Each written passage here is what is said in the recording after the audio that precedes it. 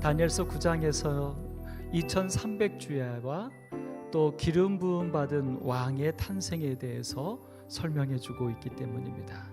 다니엘서 9장 23절 우리 기억절입니다. 주제절이죠. 같이 한번 읽겠습니다. 시작. 곧 내가 기도를 시작할 즈음에 명령이 내렸으므로 이제 내게 알리러 왔느니라.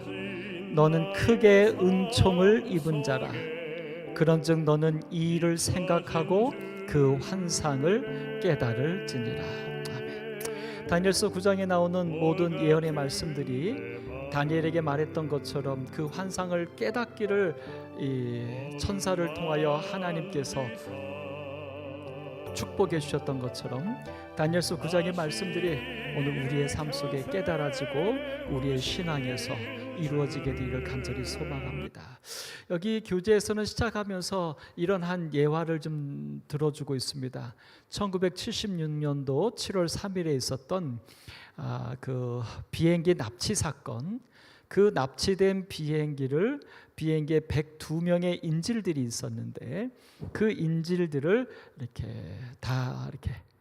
구출해내는 그 일을 이스라엘의 특수부대가 그 일을 이루어놨던 역사적인 사건을 이야기하면서 이 특수부대가 이 구출 작전을 하기 전에 그들이 어떤 일을 했냐면 그 비행기랑 똑같은 모형을 만들어 놓고 그 모형에 잠입해 들어가고 구출해 오고 하는 것들을 연습을 했다고 하는 것입니다.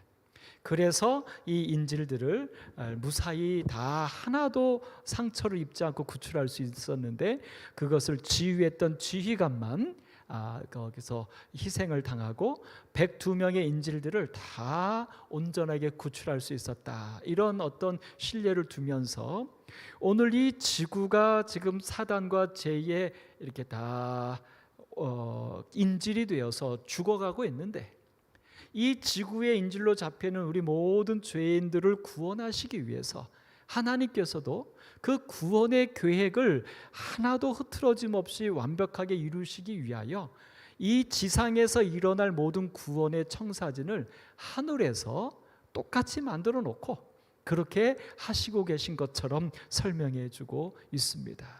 참 이것을 생각해 볼 때 얼마나 감사한지요.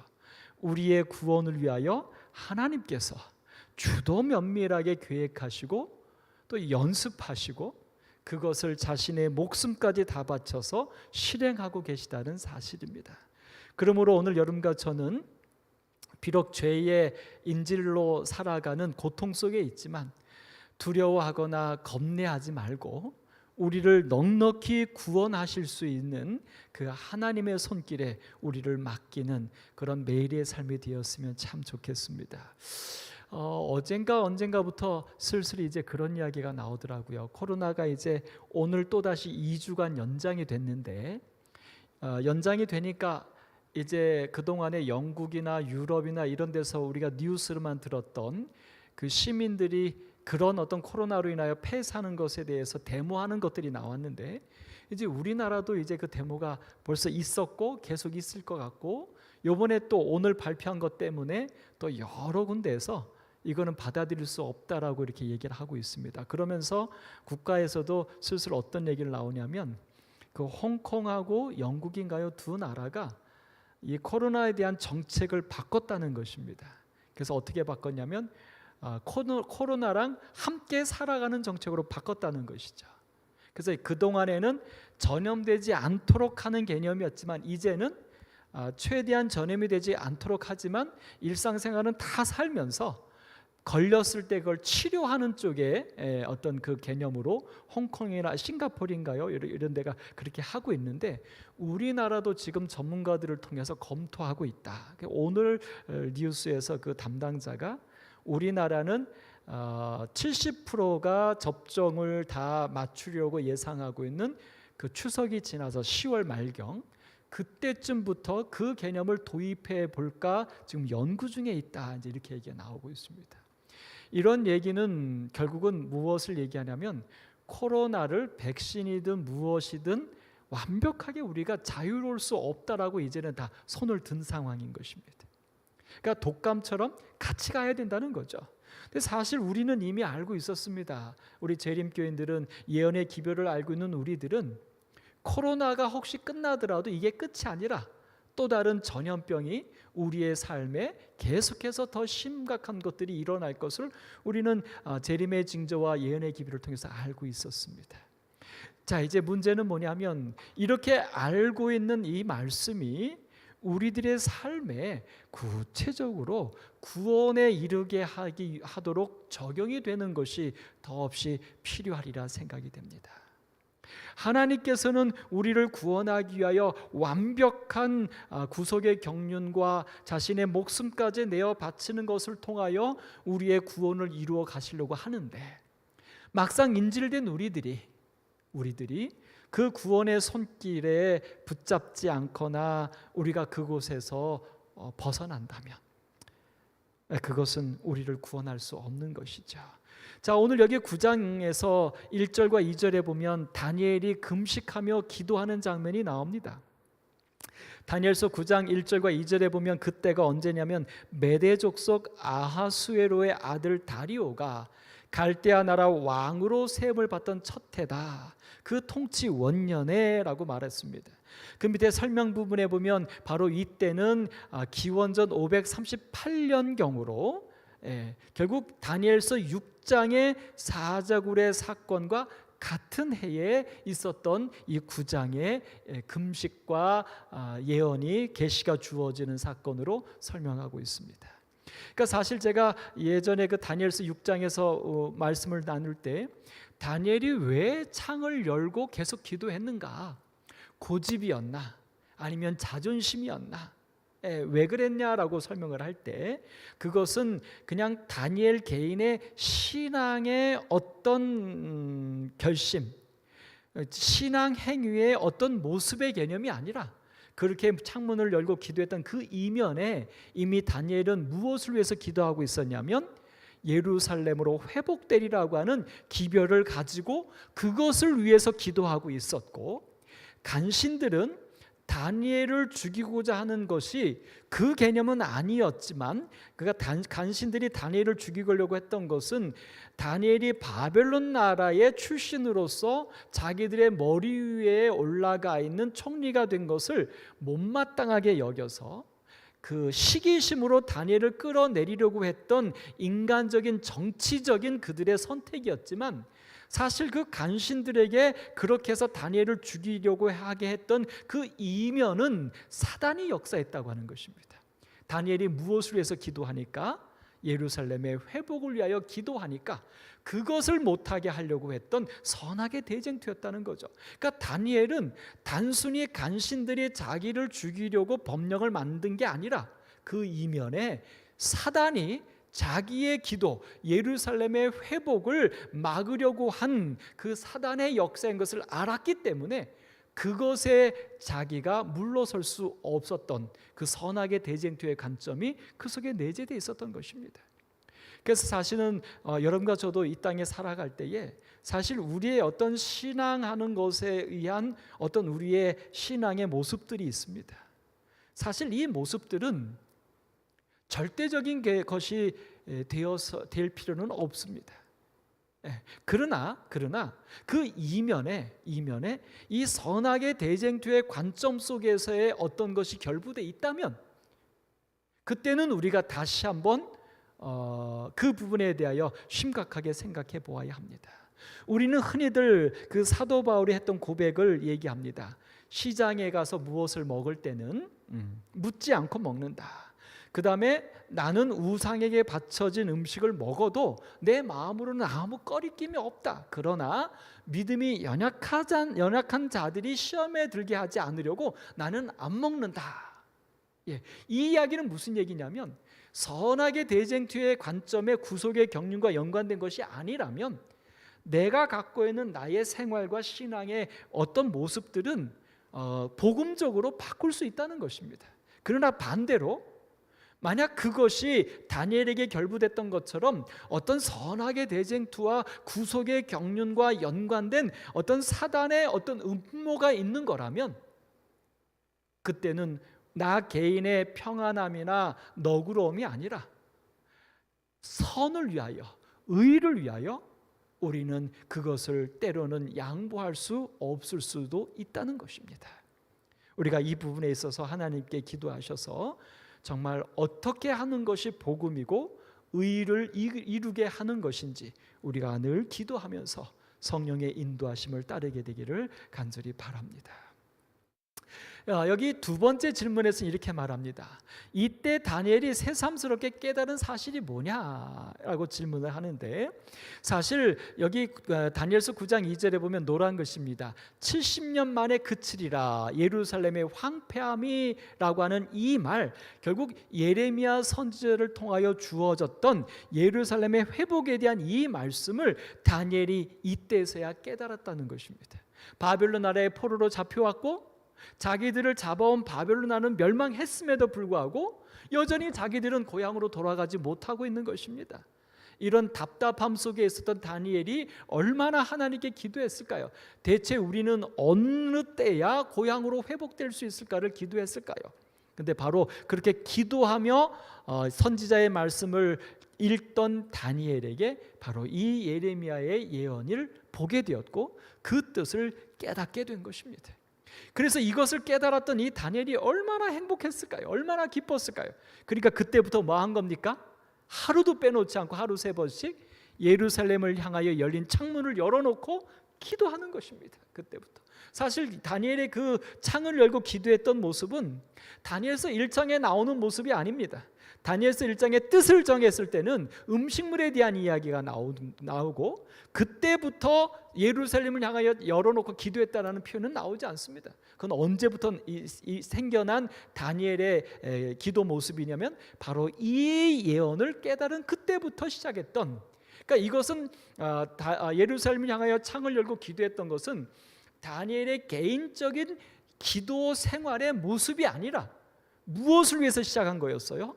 예루살렘의 구원, 회복을 위하여 했던 특별한 기도였던 것입니다. 그래서 다니엘은 그것을 멈출 수가 없었던 것입니다.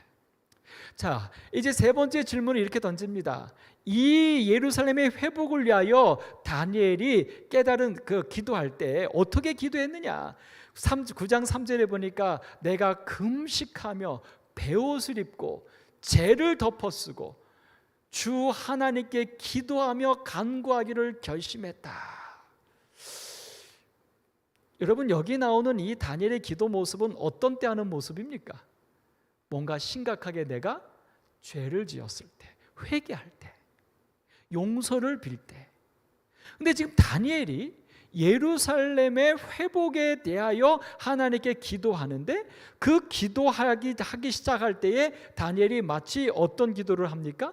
회개의 기도를 하는 장면이 나옵니다. 왜 그랬을까요? 다니엘은 확실하게 알고 있었던 것입니다. 무엇을요? 이스라엘이 바벨론 나라의 멸망을 당하여 지금 이렇게 포로 생활을 하고 있게 된 그 이유가 어디에서 시작됐다는 것입니까? 이스라엘 백성들의 타락, 하나님께로부터 떠나갔던 그들의 타락. 그래서 다니엘서 1장에서는 뜻을 정했던 다니엘이 오늘 다니엘서 9장에서는 회개합니다. 사실 다니엘 자신은 회개할 게 없잖아요. 근데 무슨 회개를 하는 것입니까? 중보기도 하는 것입니다. 누구? 이스라엘 백성들의 회복을 위하여 온 이스라엘의 회개의 중보기도를 다니엘이 드리고 있습니다. 여러분, 이 모습은 마치 어떤 모습으로 우리에게 다가옵니까? 예수님의 기도죠. 예수님의 겟세마네 동산에서의 기도, 십자가에서의 그 탄원. 저들의 하는 죄를 알지 못하나이다. 저들의 죄를 용서하여 주옵소서라고 했던 그 예수님의 우리 모든 인류와 이 세상의 죄를 위한 구원을 얻기 위하여 회개가 먼저 있어야 하는데 그것을 위하여 중보기도하는 예수님, 바로 그 모습이 다니엘에게서 보여집니다. 이 다니엘의 그 기도가 그래서 어떤 기도였냐면 여기 다니엘서 9장 17절로 19절에 보면 다니엘의 구체적인 기도문이 나옵니다. 참 아름답습니다. 제가 한번 천천히 읽어볼게요. 그러하온즉 우리의 하나님이여 지금 주의 종의 기도와 간구를 들으시고 주를 위하여 주의 얼굴빛을 주의 황폐한 성소에 비추시옵소서. 나의 하나님이여, 귀를 기울여 들으시며 눈을 떠서 우리의 황폐한 상황과 주의 이름으로 일컫는 성을 보옵소서. 우리가 주 앞에 간구하옵는 것은 우리의 공의를 의지하는 것이 아니요 주의 큰 긍휼을 의지하여 함이니이다. 주여 들으소서. 주여 용서하소서. 주여 귀를 기울이시고 행하소서. 지체하지 마옵소서. 나의 하나님이여, 주 자신을 위하여 하시옵소서. 이는 주의 성과 주의 백성이 주의 이름으로 일컫는 바 됨이니이다. 이 다니엘의 기도는 정말 예수님의 기도 같습니다. 예수님께서 우리 하나하나를 위해서 기도할 때 나의 피 이렇게 기도하신다고 하잖아요. 그러니까 여기 지금 다니엘도 뭐라고 말합니까? 여기 밑에서 두 번째 줄, 하나님이여 주 자신을 위해서 하라. 이스라엘 백성들을 구원하는 게 왜 하나님을 위한 길인가 말합니다. 주의 성과 주의 백성이 주의 이름으로 일컫는다. 하나님의 자녀고 하나님의 백성이다. 예수님께서 하셨던 꼭 그 기도가 다니엘의 기도입니다. 여러분, 오늘 여러분과 저도 우리의 기도가 이런 기도가 돼야 되지 않을까요? 이런 기도가, 우리의 매일의 기도가 그저 우리가 일상적으로 하는 우리의 일상적인 삶을 위한 기도, 좀 더 나가면 나 자신과 내 가족을 위한 기도, 이제 거기에서 한 걸음 더 나아가서 예루살렘의 회복을 앞둔 그 회복의 소망을 가진 다니엘이 온 이스라엘과 하나님의 백성들을 위하여 중보의 기도를 드렸듯이, 이제 오늘 여러분과 저도 예수님의 재림을 통하여 이 세상의 회복을 눈앞에 두고 있는 이 시점입니다. 오늘 또 다니엘이 되어서, 예수가 되어서 우리가 이 세상을 위하여 중보 기도가 당연히 있어야 할 때 아닐까요? 오늘 여러분과 제가 그 중보 기도를 드려야 합니다. 우리 재림교인들이 그 기도를 드려야 합니다. 오늘 우리가 세 천사의 기별을 온 세상에 하나님의 구원으로 외치는 그 중보 기도가 오늘 우리의 삶이, 남은 자손의 삶이 되어야 할 줄로 믿습니다. 성도님들 기도해 주십시오. 잠깐 에피소드가 하나 생각이 납니다. 지금 아프가니스탄이 지금 굉장히 우리가 생각하는 것 이상으로 굉장히 어려운 일겠죠. 특별히 이제 그 탈레반은 아시는 것처럼 과격 이슬람주의고, 이제 많은 문제들을 야기해서 이제 종교 핍박이나 여성에 대한 이런 것들이 심심치 않게 기사가 나오고 있습니다. 아마 분명히 무언가 그 안에서 우리가 알지 못하는 아픔들이 있겠죠. 어제 저녁에 하여튼 우리가 그래서 우리 오남기의 그 기도반에서 이제 어떤 한 소식이 급하게 왔죠. 우리 선교사들이 위험 가운데 있다, 기도 좀 요청한다. 그래서 우리가 다 기도를 했는데 나중에 또 우리 한 분이 확인해 봤더니 그런 상황은 아닙니다라고 했다고. 괜찮아요. 그런 상황이 아니니까 감사한 겁니다. 근데 여러분, 분명한 것은요, 이제는 우리의 신앙이, 우리의 기도가 너무 세상적이거나 너무 나 중심적인 것에서만 끝나지 말고, 이제 다니엘처럼, 예수님처럼, 남은 자손처럼 우리가 이 시대를 위한 우리의 기도 생활이, 중보 기도가 있게 되기를 간절히 소망합니다. 다니엘이 원래 하지 않던 예루살렘을 향한 문을 열고 기도하는 일을 시작했습니다. 오늘 여러분과 제가 원래 하지 않던 기도 생활일지 모르겠어요. 그러나 이제는 열어야 할 때가 아닐까요? 우리 여러분 한번 이 안식일 여러분 그 부분에 대하여 여러분 삶에 좋은 결심들 하든 해보시면 어떻겠습니까? 여러분 각자의 생활 패턴에서 그동안에 우리가 하던 나와 내 가족과 우리가 했던 이런 기도 말고 정말 이 세상의 구원을 위하여 내가 드리는 예수의 재림을 위하여 드리는 특별한 중보기도, 그 중보기도를 내가 좀 드려보겠노라고 여러분 뭔가 결심하시고 다니엘처럼 한번 시작해 보시면 어떨까 제안을 드립니다. 여기 네 번째 질문은 이런 질문을 줍니다. 이처럼 위대한 기도에 대하여 하나님께서는 어떤 위대한 반응을 하셨는가? 다니엘의 이 정말 온 이스라엘 백성들의 회개와 용서와 구원을 위한 중보기도를 드렸던 그 하나님의 반응이 무엇이냐 이겁니다. 여기 22절에 말합니다. 다니엘아, 내가 이제 내게 지혜와 총명을 주고 왔느니라. 그 다니엘의 기도에 응답을 주시기 위하여 가브리엘 천사가 옵니다. 근데 여기 23절에 보니까 이렇게 말해요. 곧 내가 기도를 시작할 즈음에 명령이 내렸고 내가 왔다. 아멘. 아멘. 그러니까 여러분, 세상의 구원을 위한 중보기도는요, 드리는 즉시 응답받습니다.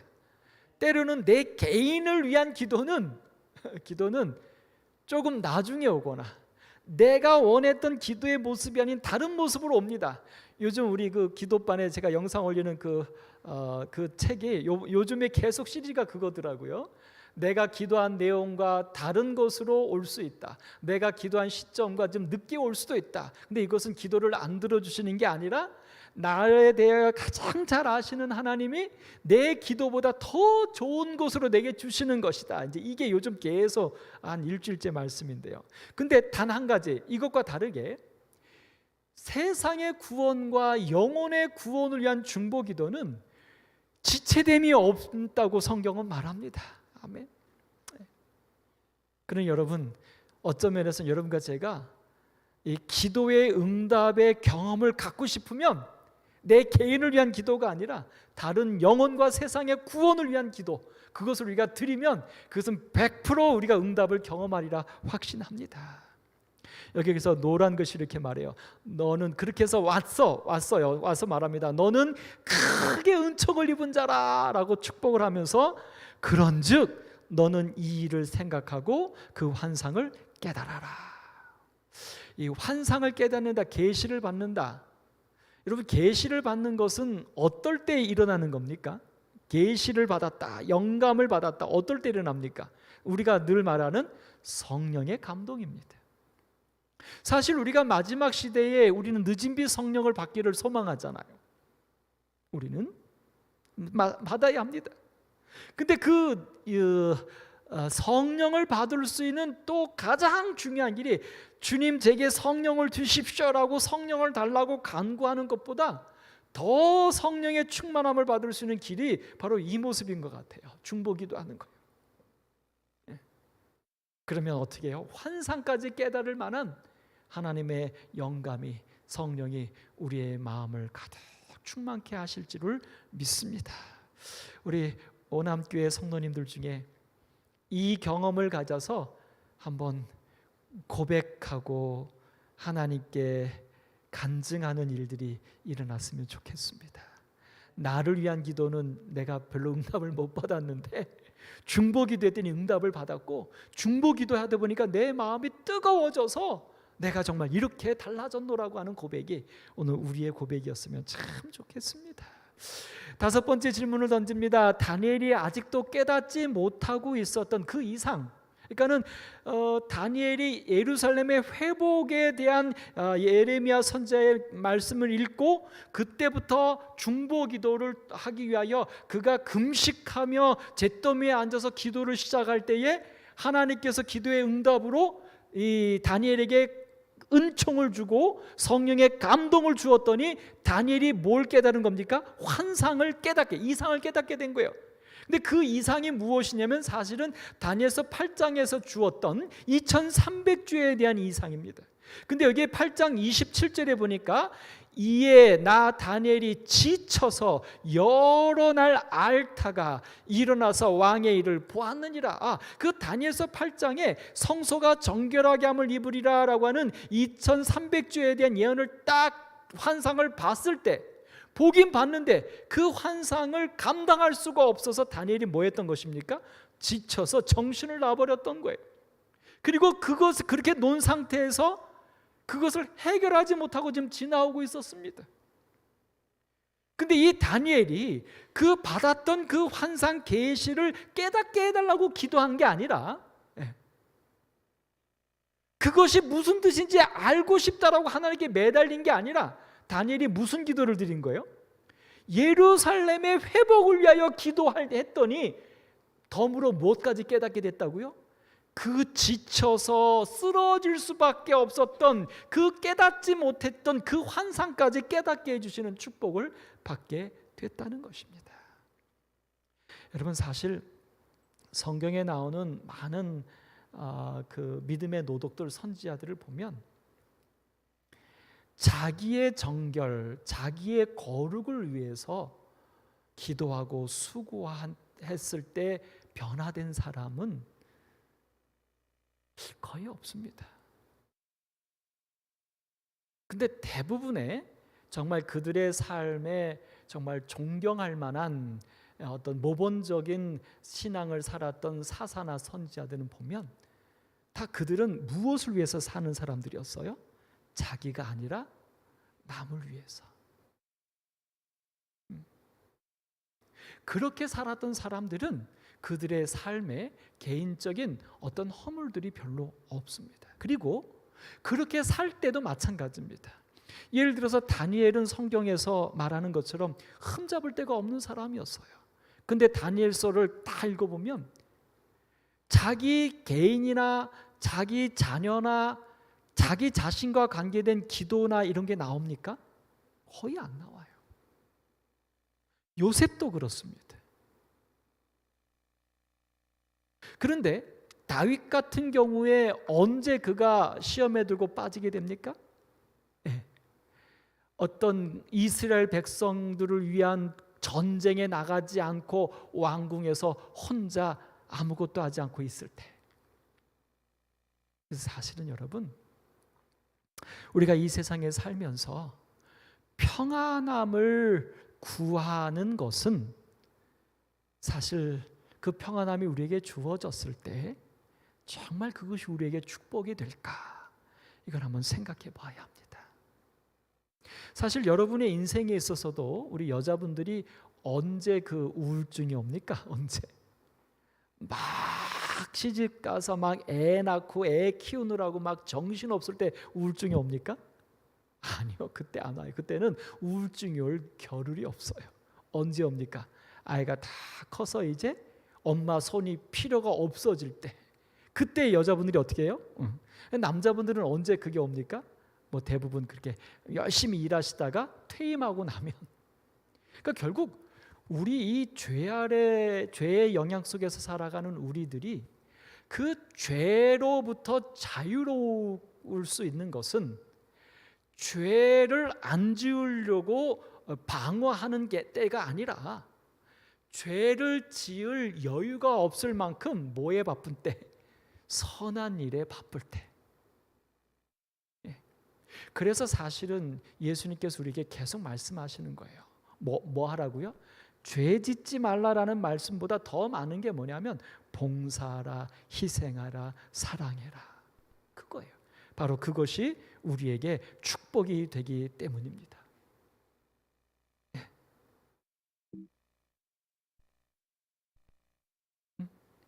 왜 이래요?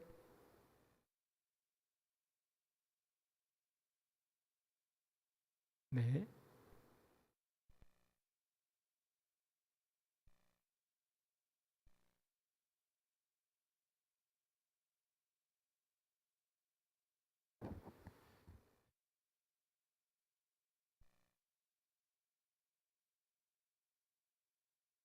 그래서 사실 여러분, 우리의 신앙생활에서 우리가 기도해야 될 것은 평안을 위하여 기도하기보다는 우리가 끊임없이 하나님의 일꾼으로 눈을 감는 순간까지 하나님의 일을 하다가 눈을 감는 것을 위해서 기도하는 것이 정말 우리를 위한 축복이 아닐까 싶습니다.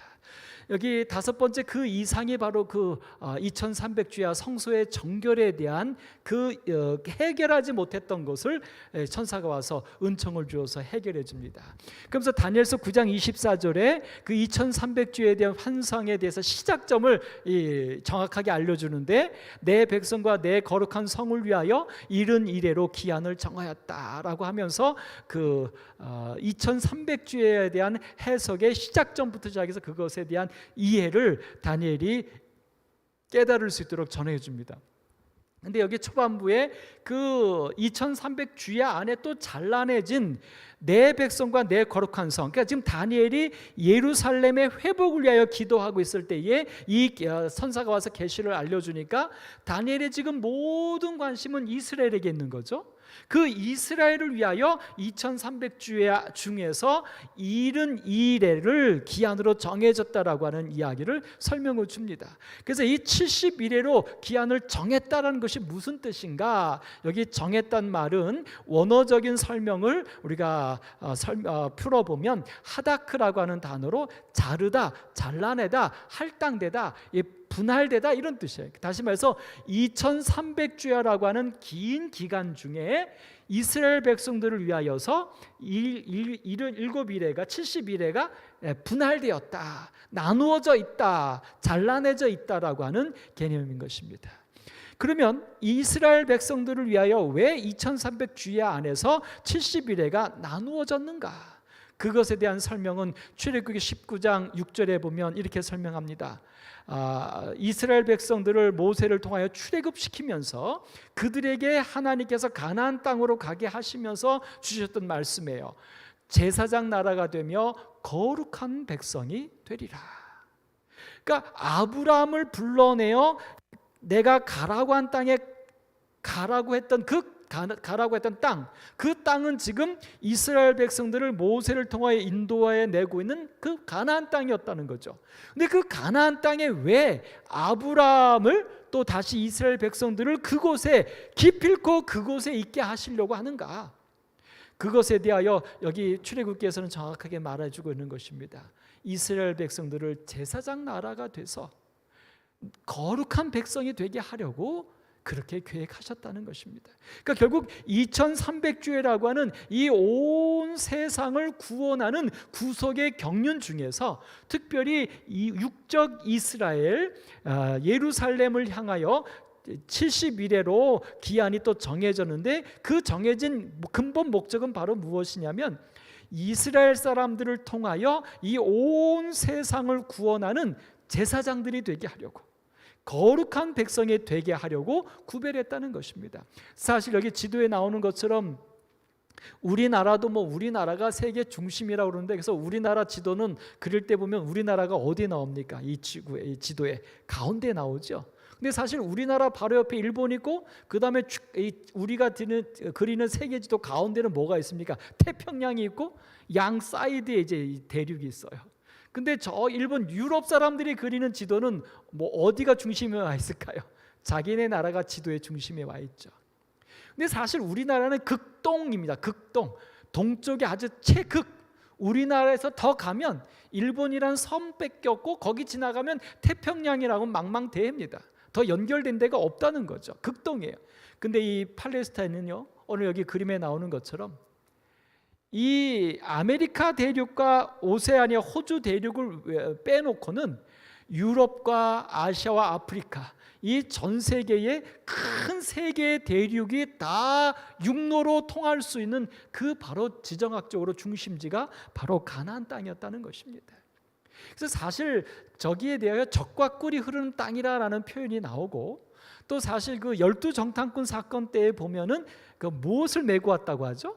그 포도 송이를 두 사람이 메고 왔다고 하는데, 그래서 사실 그 포도 송이가 정말 두 사람이 맨다, 이게 얼마나 크면 두 사람이 매느냐. 근데 사실 그 팔레스타인 땅은 예수님 계실 때도 그렇고 지금도 그렇고 거기가 적과 꿀이 흐르는 땅이라고 말하는 것을 우리 정매자님 웃으시는 이렇게 어깨까지 들썩이셔서 웃으시는데, 우리 한국 사람들이 보면 정말 웃길 일이죠. 어떻게 그 팔레스타인이 적과 꿀이 흐르는 땅입니까? 우리나라의 금수강산 삼천리 반도를 얘기하면. 그래서 뭐 여러 가지 다각적인 모양으로 그것에 대해서 설명을 하는데, 사실 영적으로는 그 가나안 땅에 젖과 꿀이 흐른다 그랬어요. 무엇을 얘기할까요? 바로 이 부분이죠. 하나님께서 아브라함을 통하여 그리고 이스라엘 백성들을 통하여 바로 이곳에서 온 세상에 죄인들에게 젖과 꿀이 흘러가도록 하신다. 그 젖과 꿀은 무엇입니까? 육신의 젖과 꿀이 아니라 뭐예요? 구원, 하나님의 구원 복음이. 그것을 위해서 그들을 2300주야 안에서 특별히 70일에로 정하였다는 것입니다. 그래서 그 70일에 어떤 일이 벌어지는가? 9장 24절에 보면 여기 노란 글씨 허물이 그치며, 허물은 뭐죠? 뭔가 잘못한 거.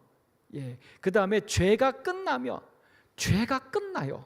죄악이 용서되고 영원한 의가 드러나며 환상과 예언이 응하며 또 지극히 거룩한 이가 기름 부음을 받으리라. 그 7일에 70일의 그 기한에 이 엄청난 일이 일어난다는 것입니다. 여기 지금 표현이 여러 가지가 나오는데 허물이 그친다, 죄가 끝난다, 죄악이 용서된다, 영원한 의가 드러난다. 여러분 이 네 가지가 다 다른 표현인데 한마디로 말하면 딱 한 가지입니다. 무엇입니까? 죄가 끝난다는 겁니다. 해결된다는 겁니다. 허물, 죄, 죄악, 영원한 의 다. 근데 이것들이 무엇을 통해서요? 그 다음에 환상과 예언은 무엇을 얘기합니까? 환상과 예언은 그냥 한마디로 말하면 이상과 미래에 대한 예언이죠. 다른 말로 말하면 성경에서 우리에게 약속한 그것이 다 이루어진다는 것입니다. 그것이 응한다, 이루어진다는 거예요. 그러면서 또 지극히 거룩한 이가 기름을 받으리라 이렇게 되니까 지금 요 번역본에서는 앞에 나와 있는 네 가지와 환상과 예언이 응하는 것이 있고 그리고 이것도 있다 이런 개념으로 이해가 되는데, 여러분 여기 마지막 것만 봅시다. 지극히 거룩한 이가 기름 부음을 받으리라. 이 사건은 여러분 다 아십니까? 여기 기름 부음을 받다라는 이 말은 어떤 단어인지 여러분 혹시 기억나십니까? 기름 부음을 받는다. 어떤 단어입니까? 이게 메시아입니다. 그리스도입니다.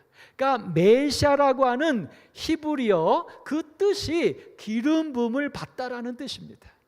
그리스도라고 하는 헬라어는 메시아라고 하는 히브리어를 헬라어로 이렇게 번역한 건데, 이것도 그리스도라는 이름의 뜻도 마찬가지로 기름 부음을 받는다는 거예요. 그러면 유대 나라에서 기름 부음을 받는 것은 여러분이 많이 들으셨죠? 세 직분을 가진 사람들이 받게 됩니다. 왕, 제사장, 선지자. 결국 기름 부음을 받는다는 것은 그 왕이 되고 선지자가 되고 제사장으로서 안수받는다는 것입니다. 그러니까 지극히 거룩한, 지극히 거룩하다라는 표현은 성경에서 누구에게만 쓰는 것입니까? 그건 하나님에게만 쓰는 것입니다. 그러니까는 지극히 거룩한 이가, 하나님이 기름 부음을 받는다는 거예요. 결국 무엇을 얘기합니까? 하나님이 환상과 예언이 응하며 구약 성경에 예언된 대로 그 하나님이 이 땅에 메시아로 오셔서 우리의 왕인과 선지자와 제사장이 되신다 이 얘기입니다. 근데 이제 이것과 앞에 5가지가 분리처럼 보이는데, 여러분 우리 쉬운 성경에서는 이것을 이렇게 번역해 놓았습니다. 이 내용이 더 우리에게 쉽게 다가옵니다. 쉬운 성경입니다. 하나님께서 내 백성과 거룩한 성을 위하여 70일에로 기간을 정해 주셨다. 그런데 이 기간이 지나면 어떤 일이 벌어지냐면 하나님께 반역하는 것이 그치고, 하나님께 반역하는 것이 그친다면 죄가 끝나는 거잖아요, 그죠? 그 다음에 죄악이 그치고 악한 것이 없어지고 영원한 의가 드러나며 환상과 예언이 이루어지고 지극히 거룩한 것이 세워질 것이다. 또라는 개념의 이것이 연결점인데, 사실은 이 앞에는 모든 것들이 다시 말해서 영원한 의가 드러난다. 영원한 의는 뭡니까? 영원한 의는 뭐죠? 의로운 거. 성경의 의는 뭡니까? 하나님이 사랑이시고 우리를 구원하신다는 거예요. 그게 하나님의 의예요. 그게 드러난다. 무엇을 통해서요? 하나님이 아들 인자로 이 땅에 오셔서 십자가에 죽으시면서 다 이루었다. 그 예수 그리스도의 탄생과 그분의 십자가의 구속을 통하여 여러분 앞에 나와 있는 거 하나님께 반응하는 것이 그쳤어요. 다 이뤘다. 이미 선언됐으니까. 구속이 이미 거기서 결정됐으니까. 이미 이루어졌으니까. 죄악도 그쳐요. 모든 것이, 이 모든 것들이 사실은 무엇을 통해서 이루어지는 겁니까? 예수 그리스도, 그분을 통하여 이 땅에 바뀌는 변화요 운명인 것입니다. 오늘 여러분과 제가 이 70일회가 끝나는 그때 일어날 이 아름다운 사건을 인하여 감사합니다. 그래서 여기 누가복음 24장 44절에 보면 이렇게 말합니다. 또 이르시되 내가 너희와 함께 있을 때에 너희에게 말한 바 곧 모세의 율법과 선지자의 글과 시편의 나를 가리켜 기록된 모든 것이 이루어져야 하리라 한 말이 이것이라. 환상과 예언이 응하리라. 성경에 예언된 기록된 모든 것들이 이루어져야 하리라. 바로 예수 그리스도를 통하여 구약에 예언된 구속의 모든 경륜들이, 죄를 끝내는 일이, 영원한 의가 드러나는 일이 예수 그리스도를 통하여 이 땅에 이루어질 것에 대하여 말씀해 주고 있는 것입니다. 그것이 이스라엘 백성들을 위하여 떼어낸 71회 중에 일어날 가장 핵심적인 사실인 것입니다. 우리는 그것이 바로 예수님의 침례 받으시며 그 다음에 일회의 절반에 예수님께서 십자가에 죽으심이고, 일회의 끝에 스데반 집사의 순교를 통하여 이제 유대인들에게 주어진 기간이 끝나고, 그 이후로는 영적 이스라엘 그리스도인들을 통하여 이 세상의 제사장과 세상의 하나님의 거룩한 백성의 사명이 이양된 것을 우리는 확인하게 됩니다. 자, 이제 오늘 이 시간을 좀 정리해 보면서 마지막 11번째 질문에 대해서 생각해 보려고 합니다. 70주일 기간에 지극히 거룩한 이가 기름 부음을 받는다는 뜻은 무엇인가? 레위기 8장 10절에는 모세가 관유를 가져다가 성막과 그 안에 있는 모든 것에 발라 거룩하게 했다. 봉헌하기 전의 얘기입니다. 성소 안에 드려진 모든 것들을 관유, 그러니까 기름을 발라서 안수해서 구별해서 거룩하게 했다라고 말합니다. 여러분, 지극히 거룩한 이가 기름 부음을 받는 것은 분명 예수 그리스도의 침례를 통하여 성령이 비둘기같이 맺던 이는 내 사랑하는 아들이요 내 기뻐하는 자라고 구별되었던 바로 그 사실인 것을 우리는 봅니다. 근데 여러분, 이런 생각해 보셨습니까? 분명히 하나님께서 지시하셔서 이스라엘 백성들이 온 마음의 정성으로 희생을 해서 성소를 지었고, 그 성소의 모든 기구들도 다 구별해서 오늘 모세가 말한 것처럼 관유를 부어서 다 거룩하게 구별했어요. 근데 그 성전이 어떻게 됐습니까? 그 성전이 어떻게 됐죠? 바벨론 나라에 싹 다 몰수돼서 그 성전의 기명들이 다 바벨론 우상의 창고에 들여졌고, 마지막 벨사살 왕의 잔치 때는 그 구별됐던 성전 기구들을 꺼내와서 그곳에 술을 따라 마시면서 하나님을 모욕하는 일이 벌어졌습니다. 보십시오. 구별됐는데 더러워졌어요. 거기뿐만 아니라 사실은 솔로몬의 성전에서도 어떤 일이 벌어졌습니까? 에스겔서에 보면 멸망하기 전에 거기서 어떤 일이 벌어져요? 우상 숭배가 자행이 됩니다. 그 다음에 좀 더 정확하게 다시 성전이 재건축됐던 그 성전에서는 그 성전의 실제 되시는 예수님이 예루살렘 성에서 죽임을 당합니다. 분명히 거룩하게 구별됐는데 더럽혀졌어요. 무엇을 우리에게 얘기해 주는 것일까요? 사실 여러분, 성경은 말하죠. 성막과 그 안에 있는 모든 것을 거룩하게 했다. 여러분, 질문드립니다. 성소에서 정말 거룩해져야 할 것은 무엇일까요? 아니, 성소가 거룩한 장소인 이유는 무엇 때문일까요? 한 2주 전인가 기사가 하나 났습니다. 제가 지금 기사를 다 보진 않고 그냥 스크랩만 해놨는데, 내용인즉슨 8살짜리 아이가 그 회당, 이슬람 성전에서 오줌을 넣었어요. 그래서 그 아이가 어떻게 됐어요? 사형 선고를 받았어요. 그 아이가 8살짜리가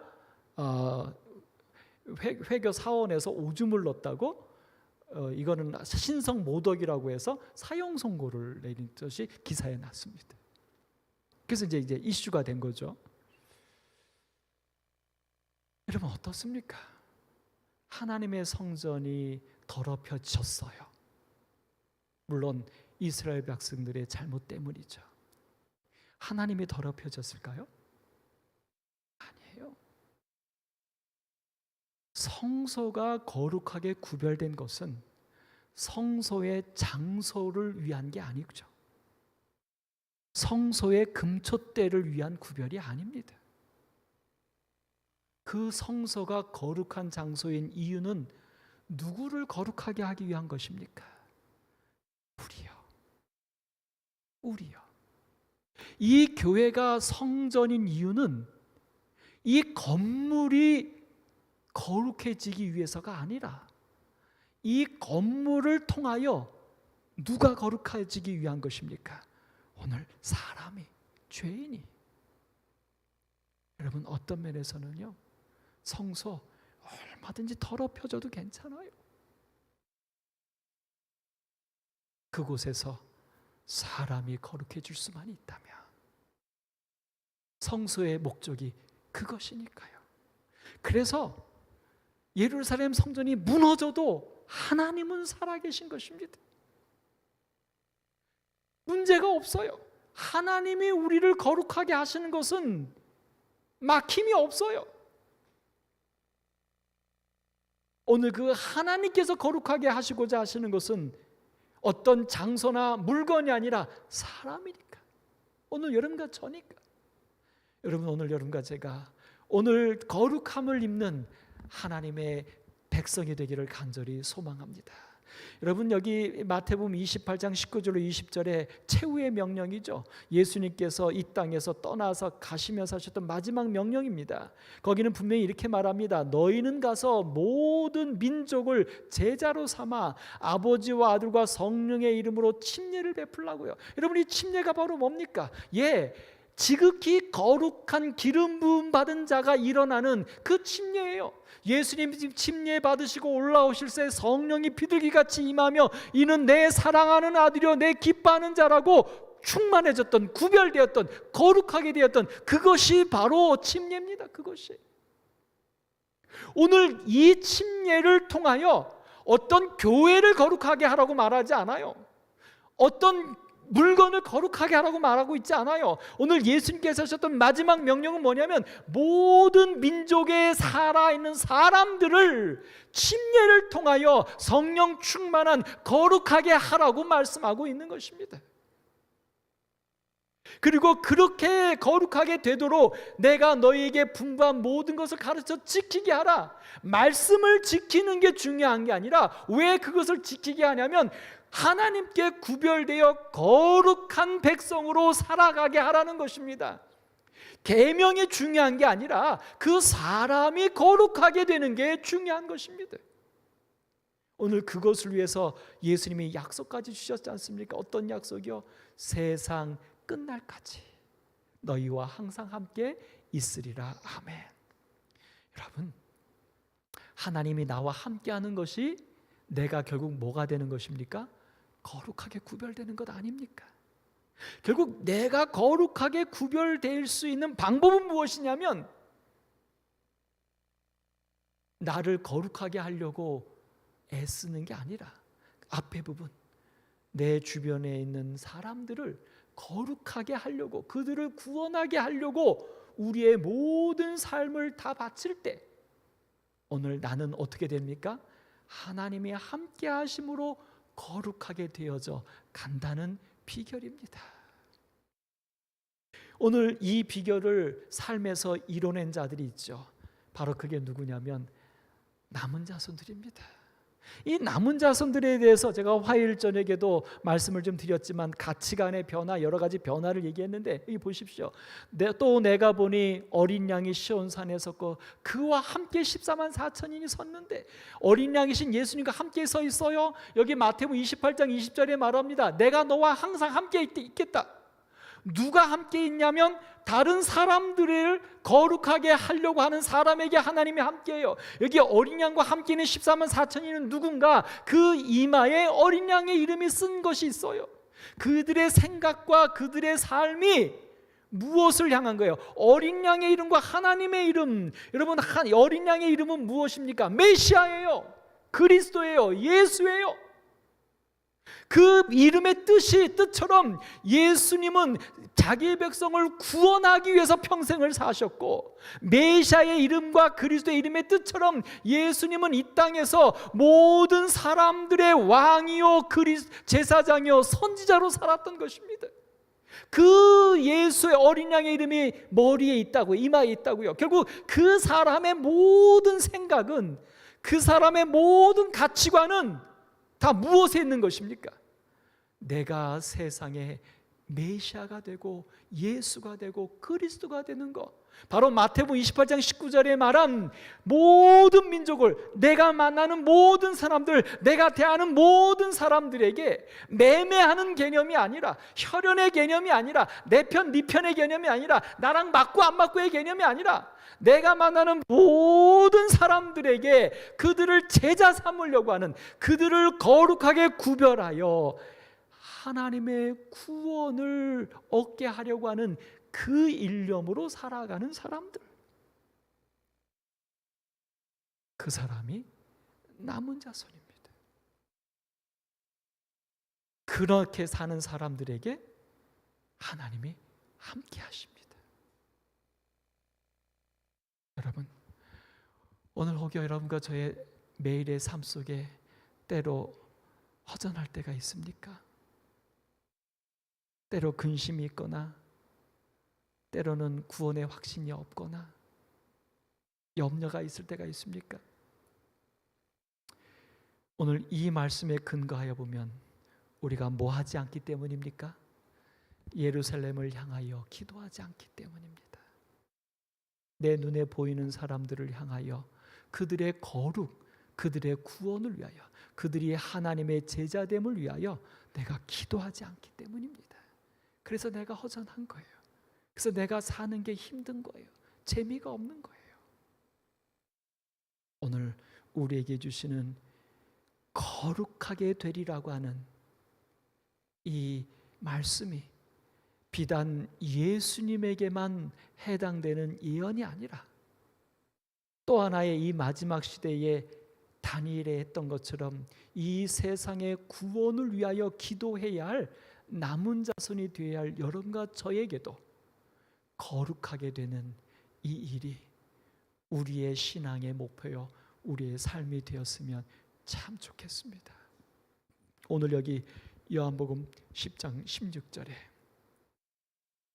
또 이 우리에 들지 아니한 다른 양들이 내게 있어 내가 인도하여야 할 터이니, 선한 목자 되신 예수님의 간절한 소망이죠. 그러면서 말합니다. 그들도 내 음성을 듣고 한 무리가 되어 한 목자에게 있으리라. 제가 늘 강조하죠. 여기 말한 이 한 무리가 바로 누구라고요? 이게 살아서 구원받는 남은 자손 14만 4천이라고요. 근데 이 한 무리가 되려면 두 무리가 있다는 거죠. 양 안에 있는 무리가 있고 양 밖에 있는 다른 양들도 있는데, 그 양 밖에 있는 다른 양들도 인도해야 돼요. 누가 하는 것입니까? 우리 안에 있는 양들이 목자를 따라갈 때 우리 밖에 있는 양들도 그 모습을 보고 목자를 따라오게 되는 사실입니다.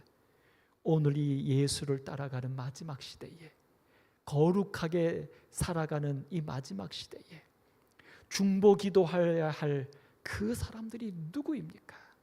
정말 거룩하게 되어야 할 사람들이 누구입니까? 오늘 이 자리에 있는, 오늘 방송을 통하여 함께 말씀을 듣는 오늘 여러분과 제가 바로 거룩하게 되어야 할 오늘 당사자입니다. 우리의 거룩하게 됨을 통하여 이 죄가 끝나고 허물이 끝나고 영원한 의가 드러나는 그 아름다운 구원이 우리 모두의 것, 이 세상 모두의 것이 되기를 바라면서 말씀을 마치겠습니다. 기도하겠습니다. 하나님, 오늘 저에게 다니엘서 9장의 예언의 말씀을 통하여 지금 이 시대에 맞는 기별을 허락해 주셨사오니 감사합니다. 다니엘이 예루살렘 창문을 열어놓고 이스라엘의 회복을 위하여 기도할 때 오늘 그 다니엘이 해결하지 못했던 예언과 환상도 하나님께서 깨닫게 해주셨던 축복을 주셨던 모습을 봅니다. 하나님, 이 마지막 시대에 이 세상의 구원을 위하여 기도를 누가 해야 합니까? 하늘을 향하여 문을 열어놓고 이 세상의 구원을 위하여 누가 기도해야 합니까? 오늘 우리 나 아닙니까? 예루살렘을 향하게 하여 주소서, 문을 열어 제끼게 하여 주소서, 그리고 기도하게 하여 주소서. 그래서 오늘 우리에게 예언과 환상이 우리에게 이해되어지게 하시고 우리의 삶을 통하여 죄가 끝나고 허물이 끝나고 영원한 의가 드러나며 지극히 거룩한 자가 기름 부음 받아서 거룩하게 되는 일이 임하게 하여 주옵소서. 예수님의 이름으로 기도드립니다.